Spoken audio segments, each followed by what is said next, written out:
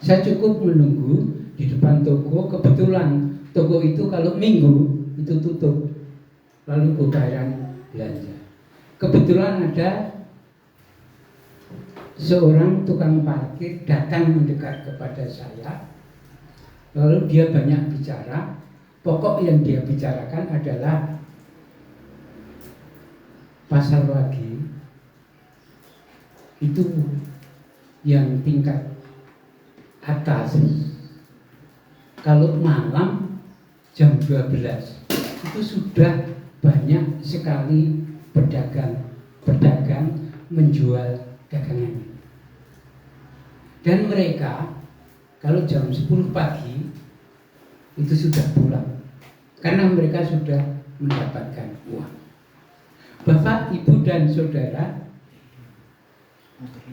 jadi orang-orang yang berjualan di Pasar Wage tersebut mulai malam, tengah malam sampai pagi dengan membawa dagangan biar laku, dan waktu itu agar dia mendapatkan uang banyak. Mungkin di dalam hidupnya dia punya rencana agar menjadi orang kaya. Saudara yang kekasih, kaya adalah perlu, tetapi jangan sampai lupa cara kita mencari kekayaan. Kalau di dalam kita mencari kekayaan, kita banting tulang, kita bekerja keras, kepala kita jadikan kaki, kaki kita jadikan kepala, itu luar biasa. Tapi ingat, kondisi manusia adalah terbatas. Yang seharusnya harus sehat menjadi tidak sehat karena kegiatan yang melampaui batas. Oleh sebab itu, sugih pikantuk nanging kita kedah mangertos caranipun. Napa malih kita tiyang-tiyang ingkang pitados dumateng Gusti Yesus, kita kedah ngginakaken waktu kangge nyambut damel. Nanging ampun nate supe ngginakaken wekdal kagem Gusti. Sebab menika perkawis ingkang pokok gesang kita saged wilujeng, saged slamet, saged sesarengan kalian Gusti Yesus wonten swarga krana Gusti Yesus. Pramila kita menawi kepingin sugih, kita akan kaya, marilah kita pakai cara-cara sesuai dengan orang yang percaya kepada Tuhan.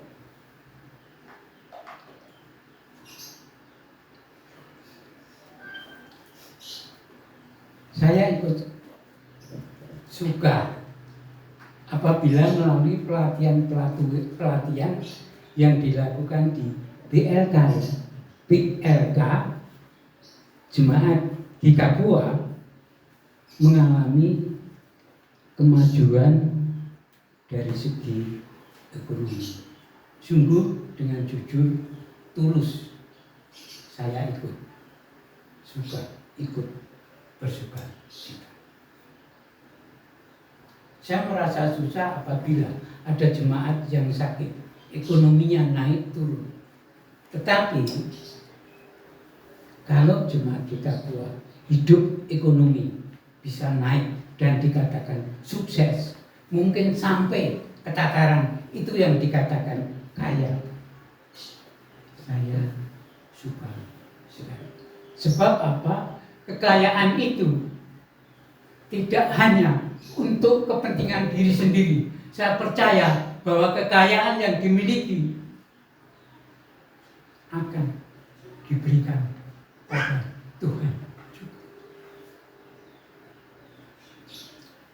Oleh sebab itu, mari kita akan membuka Alkitab kita di dalam Amsal 22. Amsal 22 itu ayatnya banyak sekali.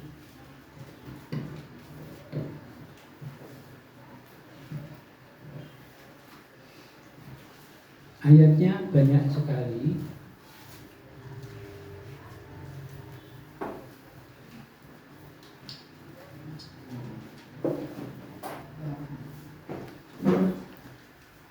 Amsal pasal 22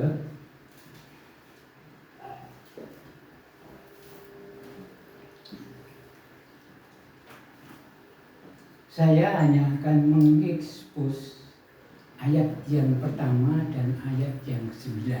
Oleh sebab itu saya bacakan ayat yang pertama dan ayat yang ke-9. Amsal 22.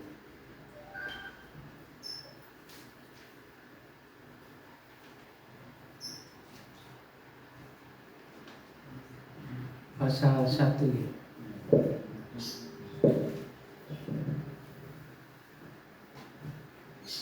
HP-nya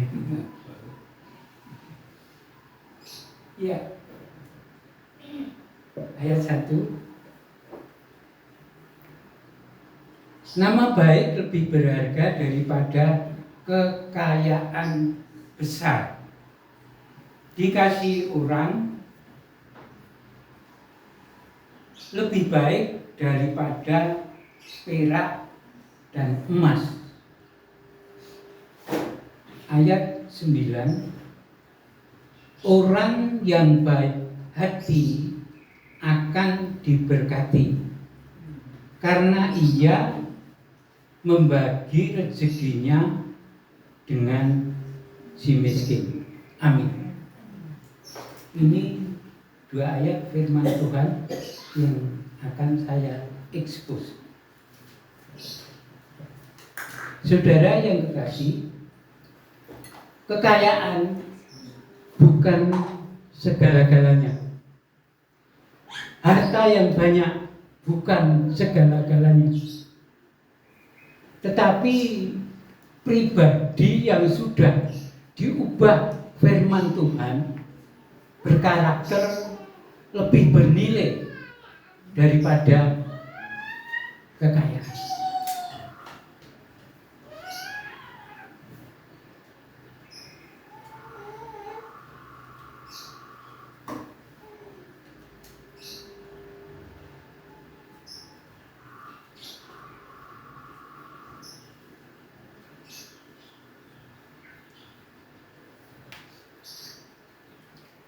Di dalam ayat 1a tadi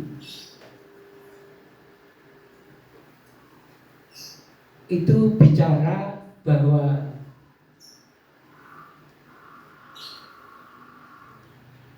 pribadi yang sudah diubah oleh firman Tuhan akan berkarakter lebih bernilai dari kekayaan. Memang kita perlu tahu bahwa firman Tuhan adalah berkuasa.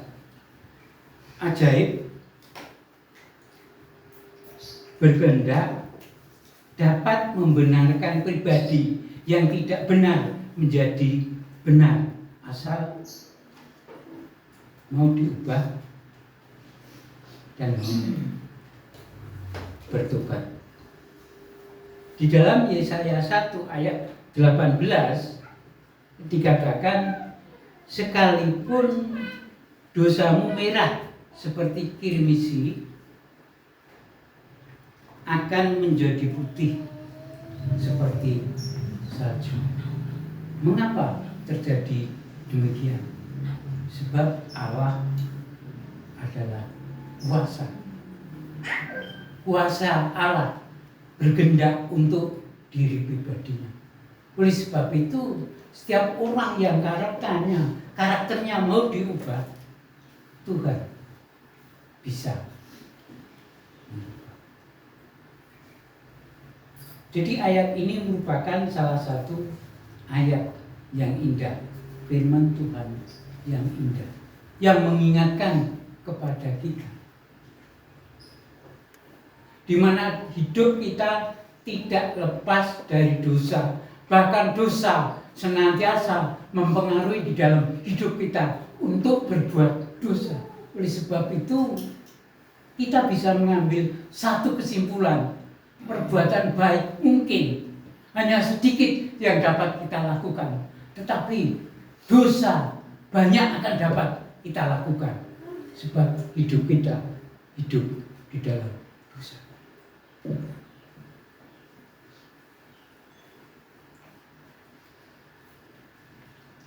Ada 3 sifat pribadi yang sudah diubah firman Tuhan sehingga punya karakter lebih bernilai dari kekayaan.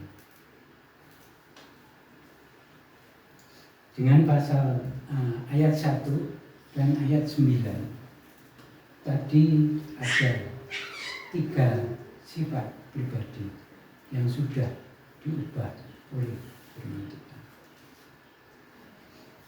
Yang pertama yaitu nama baik. Dikatakan nama baik lebih berharga daripada kekayaan besar. Nama baik lebih berharga daripada kekayaan yang besar, daripada harta yang jumlahnya banyak. Mari kita berpikir bersama-sama dengan akal seperti tidak mungkin.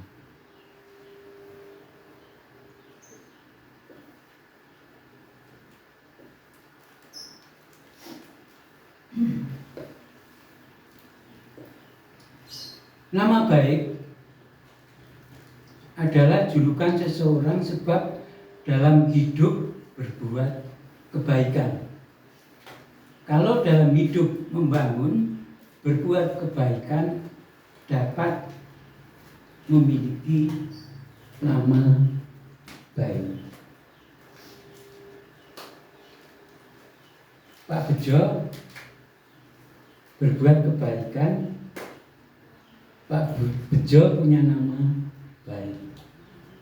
Maka nama baik harus tetap dijaga agar seseorang tetap punya nama baik.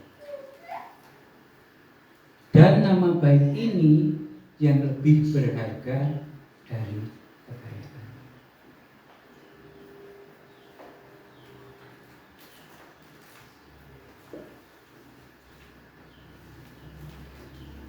Jadi seseorang yang melakukan perbuatan di dalam hidupnya, dia akan punya nama baik. Tidak pandang siapa itu, dia akan punya nama baik. Jadi nama baik itu muncul, nama baik itu dimiliki sebab dia melakukan perbuatan baik yang sesuai dengan apa yang diingini oleh Tuhan. Oleh sebab itu nama baik lebih berharga daripada kekayaan besar.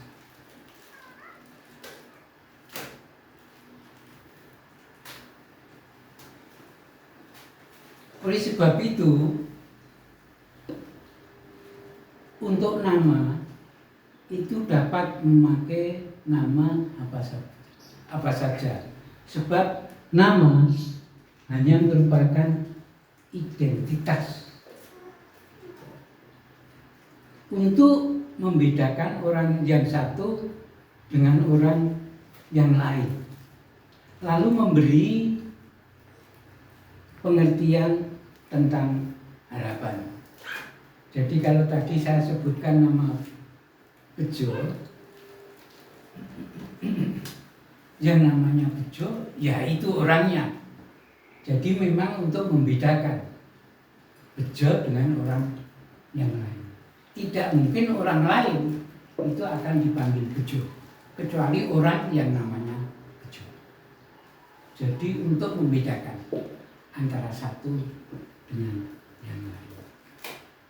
Kalau di sini ada orang yang panggil Pangeran, tidak mungkin Mas Teguh akan maju, mesti saya yang akan maju.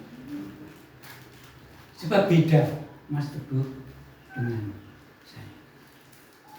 Lalu nama bejo itu harapannya biar hidupnya saya tertawa, biar bejo terus. Kalau itu namanya untung, ya biar hidupnya apa yang dikerjakan itu untung. Tetap untung, Pak. Walaupun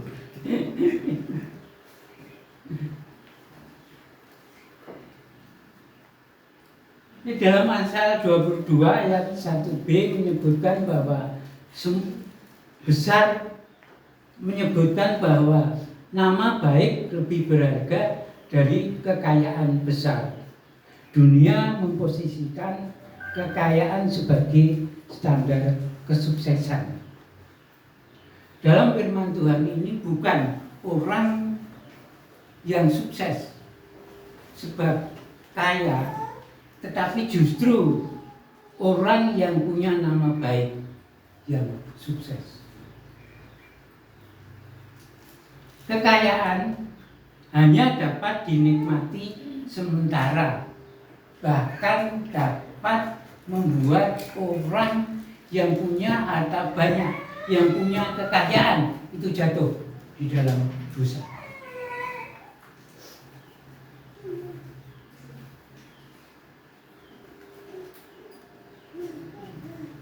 Matius 5 ayat 16, nama baik dibangun. Kacamata ganggu apa? Nama baik dibangun dari perbuatan baik yang mendatangkan kemuliaan Allah. Identitas kita yang mulia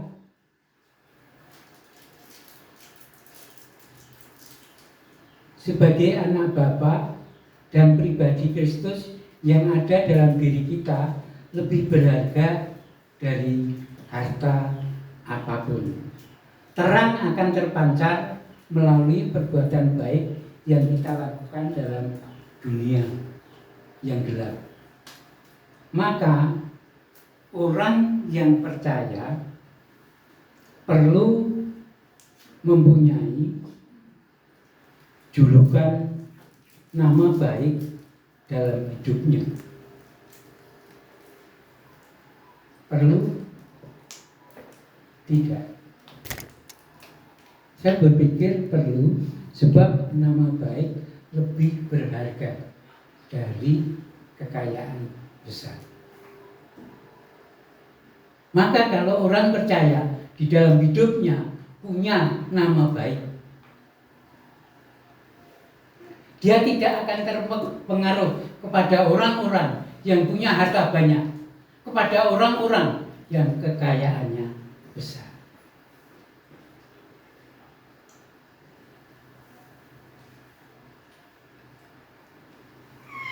Sekarang pertanyaannya, siapa yang tidak kenal nama Yusuf? Siapa yang tidak kenal? Pernah nama ini dibeberkan oleh Pak Beni pada saat menyampaikan firman Tuhan. Siapa yang tidak kenal nama Yusuf? Ini sekolah minggu, ya, sekolah minggu. Yusuf anak ketujuh dari Yakub. Ia dibenci oleh saudara-saudaranya, dijual sebagai seorang budak. Hidup Yusuf akhirnya difitnah oleh istri Potifar. Dia ditangkap dan dimasukkan dalam penjara, dan seharusnya dia dihukum mati.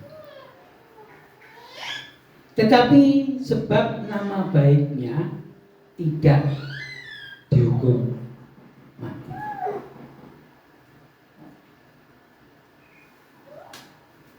Nama baik Yusuf pada saat dia ada di dalam penjara, dia bekerja dengan baik sehingga dia dipercaya oleh kepala penjara dan diserai tugas yang dilakukan oleh kepala penjara.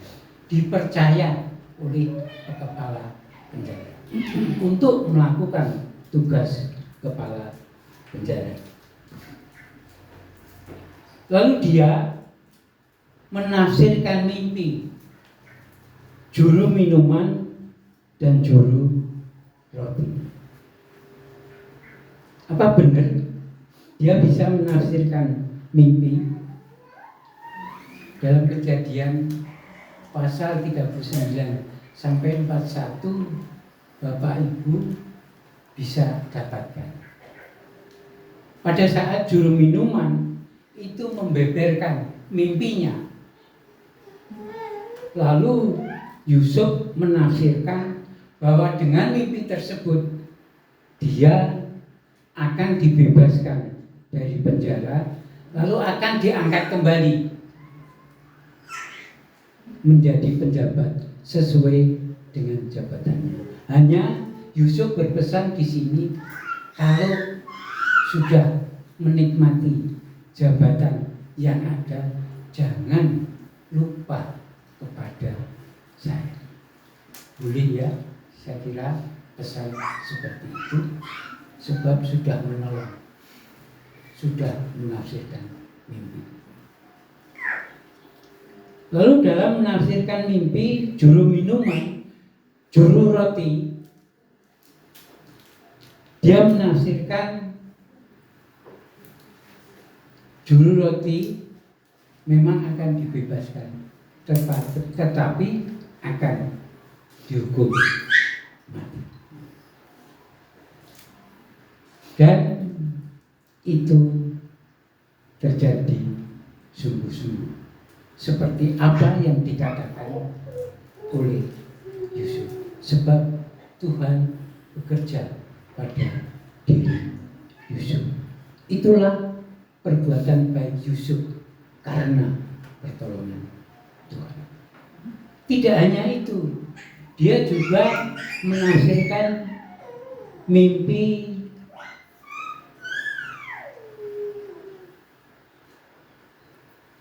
siapa? Menafsirkan mimpi Fir'aun, raja Mesir.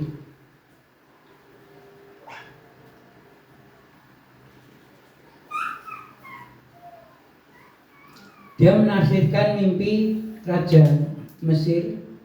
Di dalam mimpinya, raja Mesir pada saat di Sungai Nil itu ada 7 lembu gemuk-gemuk. Setelah itu datang 7 lembu kurus-kurus. Lalu 7 lembu yang kurus-kurus itu makan 7 lembu yang gemuk-gemuk. Lalu dia tidur, mimpi lagi, ada setangkai anggur ya di situ, punya 7 ranting, ranting itu subur dengan gaul. Lalu tumbuh lagi 7 ranting, ranting itu kurus-kurus. Lalu ranting yang kurus-kurus itu makan ranting yang subur.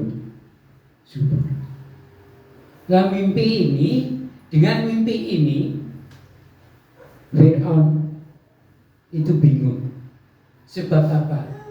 Sebab mimpinya itu kok bukan mimpi yang pesta, yang enak-enak. Bukan mimpi bertemu dengan gadis yang cantik, tapi mimpinya seperti itu. Dia bingung dan dia tidak mengerti artinya itu apa, sehingga dia memanggil ahli-ahli mimpi yang ada di Mesir. Kebetulan di situ ada juru minuman tadi yang mimpinya ditafsirkan oleh Yusuf, dan memang dia dibebaskan dan menduduki kedudukan yang tinggi, ada di tempat itu. Lalu mulailah setelah mereka berkumpul, Fir'aun bercerita mimpi seperti apa yang saya katakan tadi.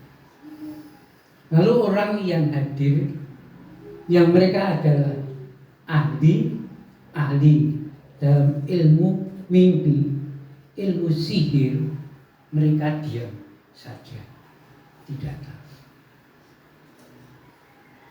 Lalu juru minuman yang ada di tempat itu ambil bicara. Itu Yusuf yang ada di penjara pernah nafsirkan mimpi saya dan mimpi juru roti, dan itu terjadi sungguh. Dan melalui apa yang dikatakan oleh juru minuman ini, Fir'aun percaya. Akhirnya Yusuf dipanggil. Setelah Yusuf dipanggil, lalu Yusuf bertanya kepada Fir'aun apa saja mimpi. Lalu mimpi Fir'aun disampaikan kepada Yusuf. Jadi melihat di Sungai, melihat 7 lembu yang gemuk, yang kurus makan yang gemuk. Lalu tangkai 7 ranting subur, 7 ranting tidak subur, yang tidak subur makan yang subur. Itu disampaikan semua. Baru Yusuf mengerti apa mimpi itu. Lalu Yusuf berkata kepada Fir'aun, hanya Tuhan yang bisa menafsirkan mimpi Tuan Raja. Maksudnya Yusuf bisa menafsirkan, tetapi dengan pertolongan Tuhan. Dan benar Yusuf menafsirkan mimpi Fir'aun tersebut, bahwa 2 mimpi itu artinya sama. 7 tahun Mesir akan mengalami kelimpahan, tetapi 7 tahun Mesir akan mengalami kekurangan, akan mengalami malapetaka, akan mengalami kekeringan. Disampaikan kepada Raja Fir'aun. Lalu Raja Fir'aun mungkin mantuk-mantuk setuju, tapi kita nggak tahu ya. Saya pun nggak tahu. Jadi Fir'aun mengerti apa yang dikatakan oleh Yusuf. Itu arti daripada tafsiran mimpi yang dimimpikan oleh Fir'aun. Lalu Fir'aun berkata kepada Yusuf, lalu apa yang harus dilakukan agar kelaparan, agar kekurangan, agar kemiskinan 7 tahun itu dapat diatasi. Yang dikatakan Yusuf, perlu mengangkat seorang pemimpin yang baru untuk mengatasi persoalan tersebut. Sehingga apabila masa panen 7 tahun, masa panen itu dapat ditata.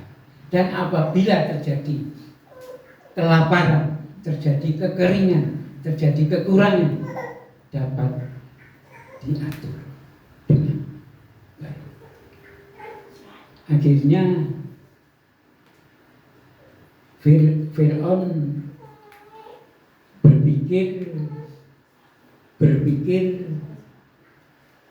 berpikir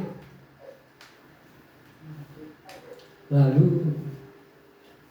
dan melihat kepada semua yang hadir, seperti semua yang hadir setuju kalau Yusuf itu diangkat sebagai seorang pemimpin. Oleh sebab itu Firaun dengan melihat gelagat yang demikian, dia memutuskan Yusuf diangkat sebagai penguasa di Mesir, walaupun di bawah Raja Firaun, untuk mengatasi kejadian masa mendatang. Saudara-saudara yang kekasih, Yusuf namanya menjadi baik. Nama Yusuf baik terhadap masyarakat Mesir, terhadap raja, demikian pula terhadap saudara-saudara. Dia tidak hanya menolong kepada masyarakat yang ada di Mesir, tidak hanya kepada raja yang berkuasa saat itu, tetapi juga kepada ayah dan saudara-saudaranya yang mereka hidupnya juga mengalami kelaparan. Inilah nama baik yang disandang oleh Yusuf, sehingga hidupnya dia di Mesir menjadi orang yang nomor 2 di bawah raja dan berkuasa untuk mengatur segala sesuatu bagi masa depan. Bahkan keluarganya yang harus menderita dapat bersama-sama dengan dia di Mesir, hidup merasakan berkat-berkat karena Yusuf mendapatkan nama baik. Saudara yang kekasih di dalam Tuhan, nama baik karena kebenaran firman Tuhan perlu bagi orang-orang yang percaya. Oleh sebab itu, apabila sudah punya nama baik, jangan sampai hilang karena sedikit uang, karena kesombongan, karena tingkah laku, dan karena yang lain. Jagalah nama baik, pertahankanlah nama baik, sebab nama baik lebih berharga dari harta yang banyak, lebih berharga dari kekayaan.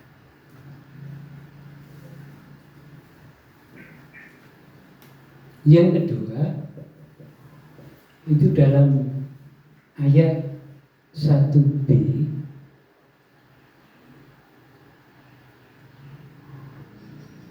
yaitu dikasih orang. Firman Tuhan berkata, dikasih orang lebih berharga daripada emas dan perak. Siapa di antara kita yang ada di tempat ini mengatakan bahwa emas dan perak itu tidak berharga? Saya percaya bahwa kita semua yang ada di tempat ini akan dapat berkata bahwa emas dan perak adalah barang yang berharga. Sebab emas dan perak itu nilainya lebih tinggi daripada uang.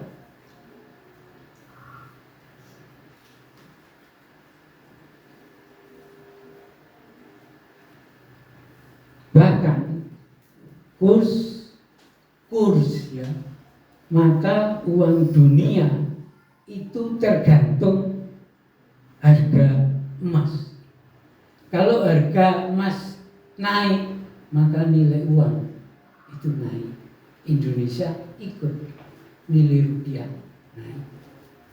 Tetapi kalau harga emas turun, maka kurs mata uang dunia itu turun, nilai rupiah Indonesia juga akan turun. Jadi emas ini memang merupakan logam, barang yang sungguh berharga. Perak juga demikian. Sekarang pertanyaannya, mengapa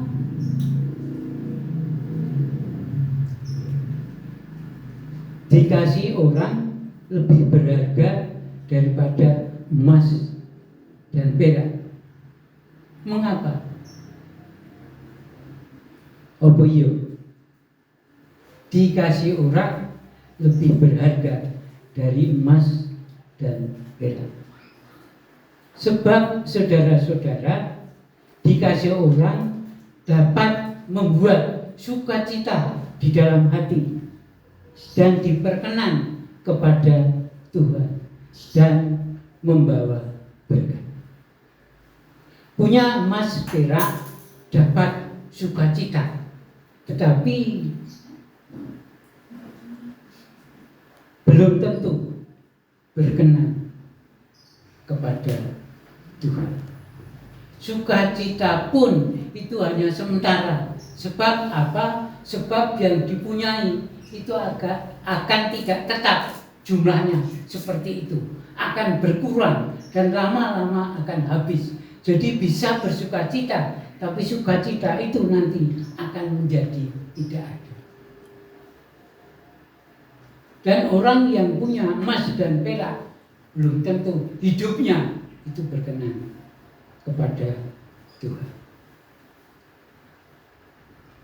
Saudara yang kekasih di dalam Tuhan, gampang kalau kita berkata, aku dikasih Tuhan, gampang. Aku dikasih orang. Itu berkata seperti itu gampang. Tapi sebenarnya untuk dikasih orang itu sulit. Bagaimana? Orang-orang yang pikirannya tidak sama dengan kita, dengan begitu saja dia bisa mengasihi kepada kita.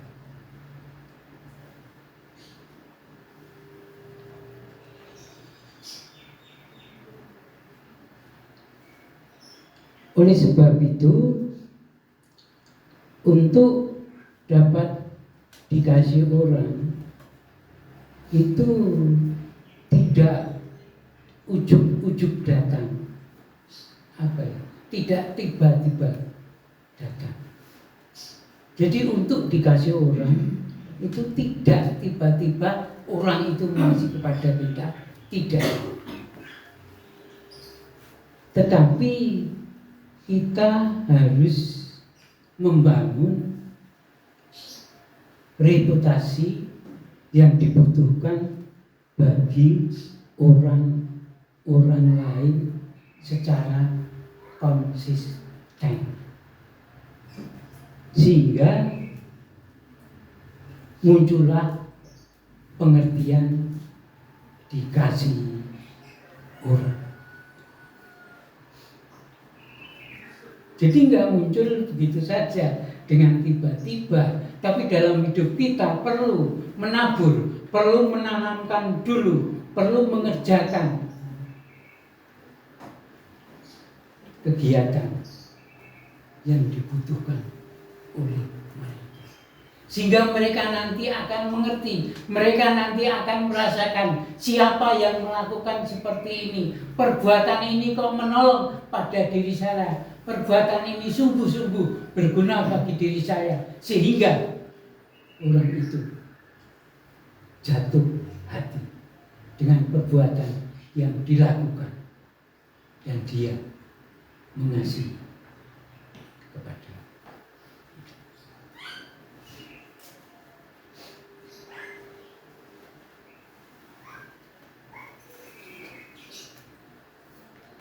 Jadi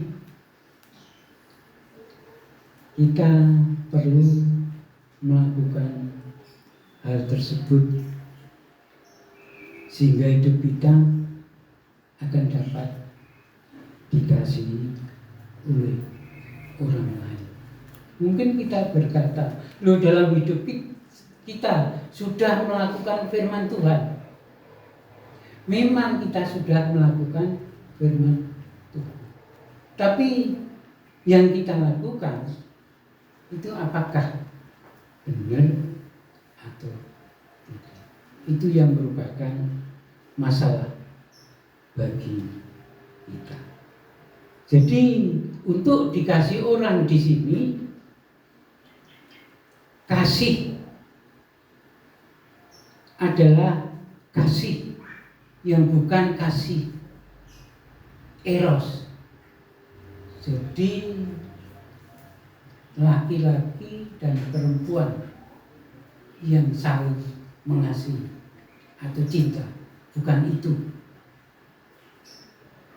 Tetapi kasih agape, kasih Allah, kasih yang sungguh-sungguh, kasih yang tidak mengharapkan jasa.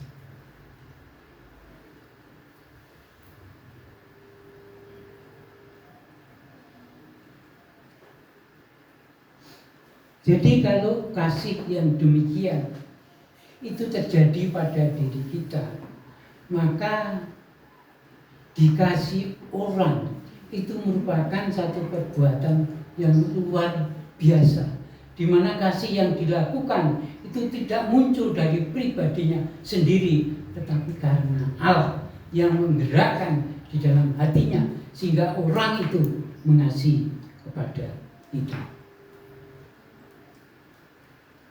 Saudara yang kekasih, pengertian orang di sini itu bukan tunggal, tapi jamak. Bukan tunggal, tapi jamak. Bukan tunggal, tetapi jamak. Maka kalau satu orang mengasihi, itu membawa berkat. Kalau jamak, kalau banyak orang, maka akan banyak berkat yang diterima.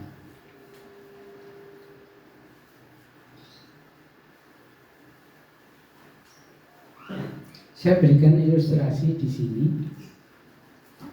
tentang dikasih orang ini. Ada seorang pemilik bengkel motor yang besar mempertahankan bengkelnya dengan memberi pekerjaan orang dan memberi kehidupan orang atau karyawannya dengan layak. Jadi karyawan yang bekerja di bengkel itu, dia tercukupi hidupnya, tercukupi kesehatannya, sehingga melalui perbuatan tersebut, maka pada saat dia bekerja, dia memberikan pekerjaan yang semaksimal mungkin baik. Dan melalui pekerjaan yang dia lakukan, semua karyawan tidak perlu diawasi.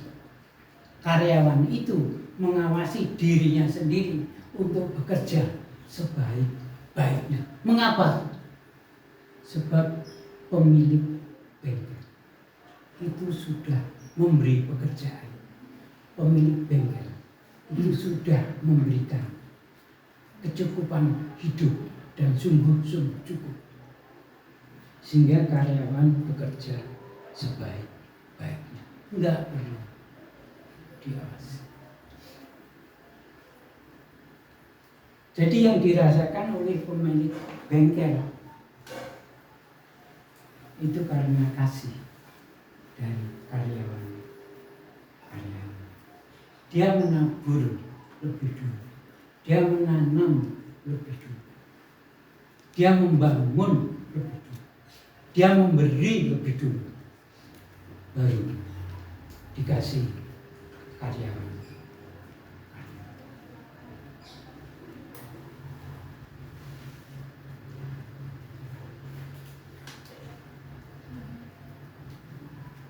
Yang ketiga,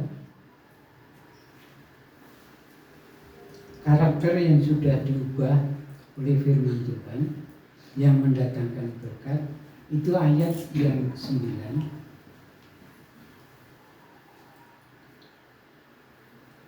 Orang yang baik hati akan diberkati, sebab membagikan berkat kepada orang miskin. Saudara yang kekasih,